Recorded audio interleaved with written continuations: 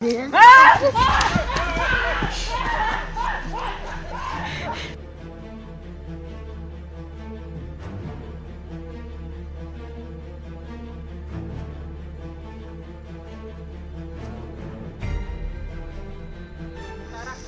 berbagai macam cerita, legenda, mitos, mistis yang berkembang di tengah-tengah masyarakat.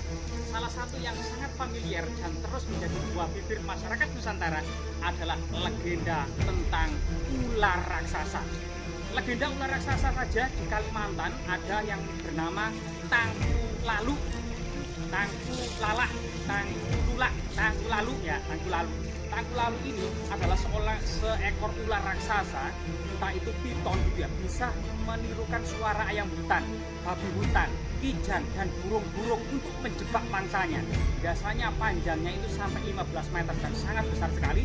Masyarakat pedalaman Kalimantan sangat familiar dengan Tangku Lalah. Termasuk kemudian di pedalaman Sungai Mahakam Kalimantan ada juga legenda tentang ular Titanuboa yang sangat ganas, bahkan masuk dalam film Hollywood ya tentang pencarian anggrek langka, yang di situ ternyata di sebuah kubangan penuh dengan ular-ular raksasa Titanuboa. Di Lombok ada juga cerita tentang ular putih di sebuah gua di tepi pantai. Sampai saat ini masih menjadi destinasi wisata tentang keberadaan ular putih.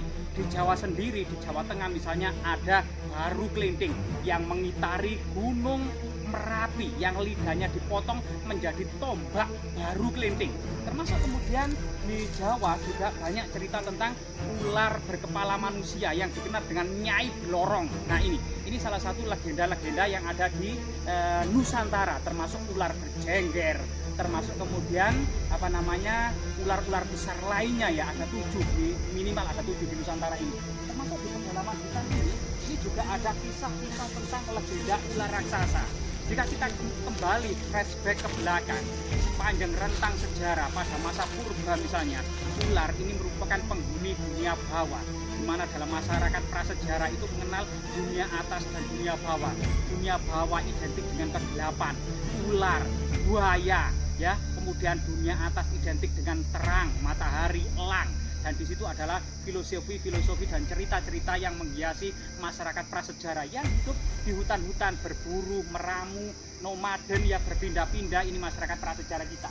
Kemudian pada masa peradaban kuno Hindu-Buddha gitu ya, bahwasanya ada semacam sebuah tradisi bahwasanya Dewa Wisnu menjelma menjadi ular raksasa yang menopang alam semesta di atas mahkotanya. Ini salah satu filosofi dalam tradisi kuno, sehingga kemudian raja-raja Jawa ini diidentikan dengan ular naga yang menopang cerat yoni ya di atas mahkotanya, yang artinya memiliki makna filosofi bahwasanya raja memiliki tanggung jawab moral, tanggung jawab dunia, dan tanggung jawab agama untuk kemudian menjaga alam semesta termasuk masyarakat ya. Ini sesuatu yang sangat luar biasa pada masa kuno.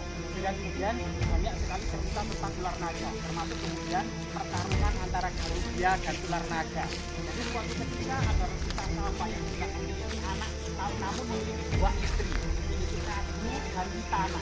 Kadru ini kemudian diberi 1000 ekor telur, kemudian menetas menjadi 1000 ekor naga, dan Witana diberi 1 telur yang menetas menjadi 1 burung Garuda.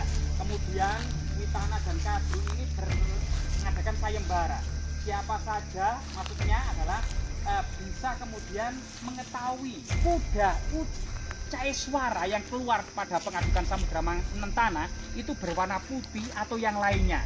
Witana menjawab putih dan Kadru, ibu ular naga, menjawab yang lainnya ya, bukan putih. Intinya seperti itu. Ternyata kemudian kuda tersebut keluar dari pengadukan Samudra Mentana, ternyata wujudnya putih. Namun kemudian Kadru menyuruh anak-anaknya yaitu ular naga menyemprotkan racun, sehingga kemudian kudanya itu totol-totol. Akhirnya Witana kalah sehingga menjadi budak para naga.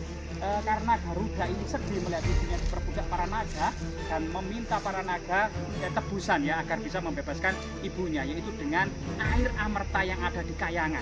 Sehingga kemudian Garuda mengobrak-abrik Kayangan melawan seluruh para dewa termasuk Dewa Indra. Dewa Indra pun hampir kalah.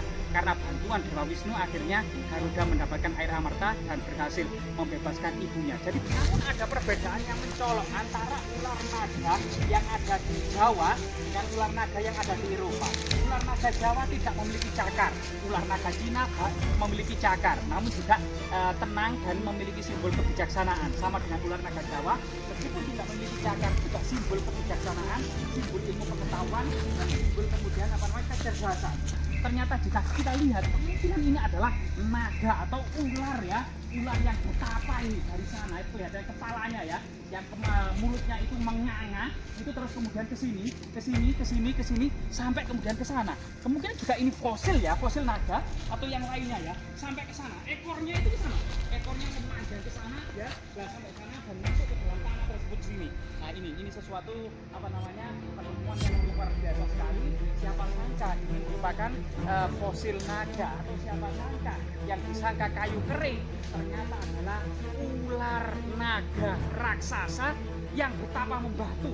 Ini sesuatu yang unik ya, artinya sambil menelusuri hutan yang penuh dengan oksigen murni ini, kita juga mengulas tentang tradisi ular naga, cerita dan legenda yang berkembang di masyarakat, bahkan kemudian cerita-cerita rakyat yang tentunya kemudian cerita-cerita kerakyatan pada masa milenium ini hampir punah di tengah-tengah generasi muda saat ini.